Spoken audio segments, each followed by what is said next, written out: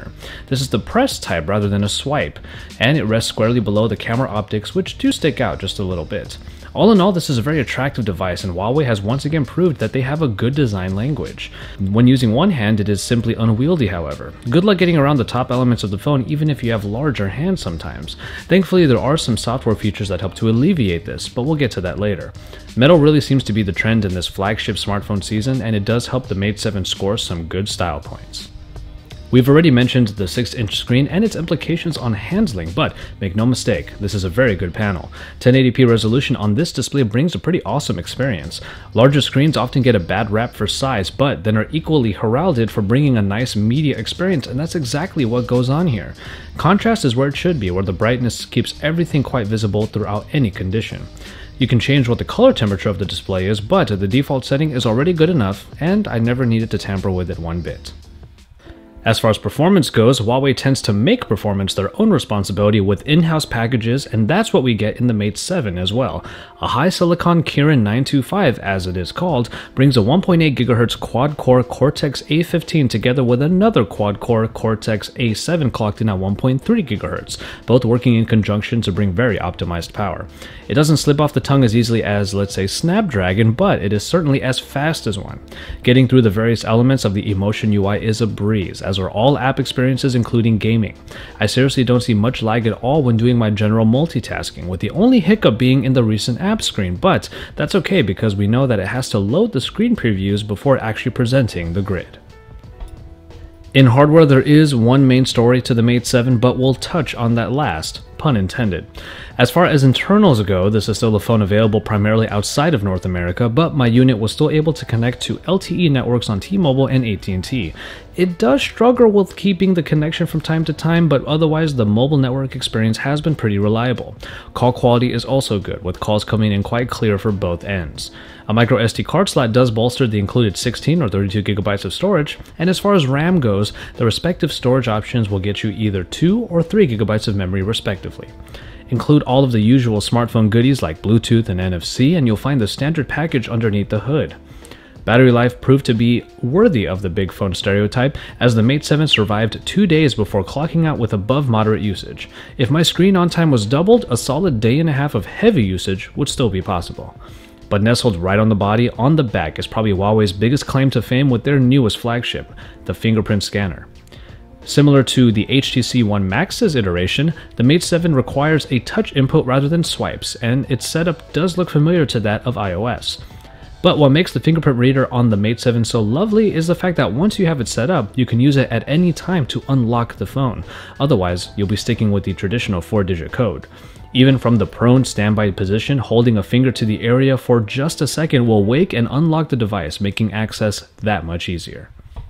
For a while now, I've talked about fingerprint scanners being an even easier and faster way of getting into your device. With some other iterations, if it takes twice as long for me to get into the phone when I'm using my finger, then I'm probably not going to use it. But Huawei really did get it right here by allowing you to just use the fingerprint scanner to get right into the phone, and I think that a lot of other manufacturers can really learn a thing or two from Huawei's implementation.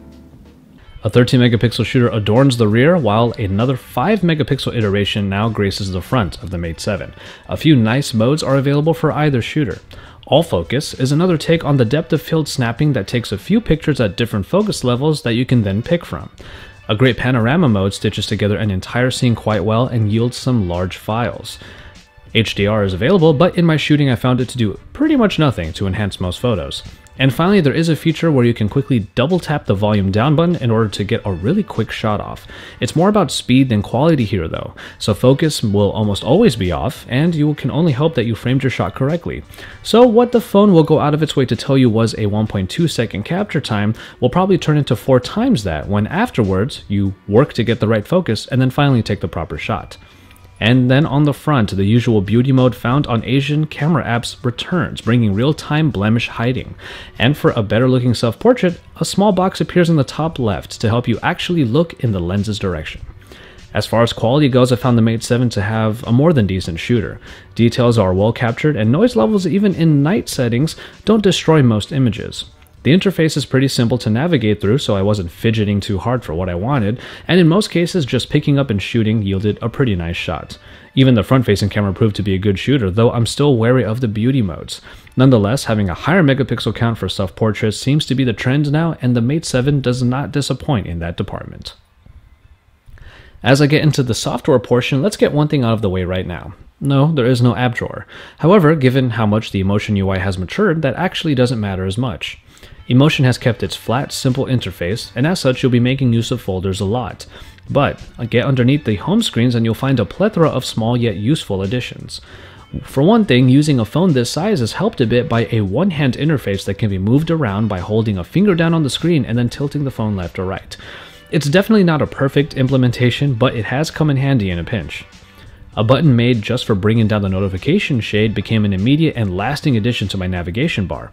Small details consistently made me say, "Oh, that's cool," in the interface, like the gallery, where you can drag down to open a quick camera interface, or the notification dropdown, which has a nice way of presenting, chronologically, your received notifications.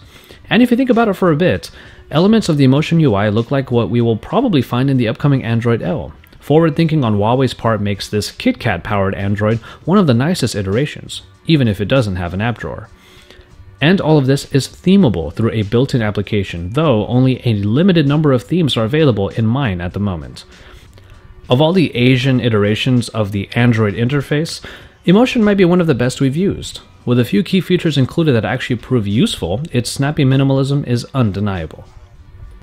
The Mate 7 will cost you a pretty penny, albeit an expected one, of around $700, especially when imported from the markets it is currently available in. North American users still have to wait for their release, but Huawei has expressed a strong desire to move into more Western markets. Obvious competitors for the Mate 7 are large form factor phones, but we have to put into consideration the Quad HD behemoths that simply overpower the Mate in screen resolution. But in all other respects, Huawei has proven that they can stand elbow to elbow with the rest.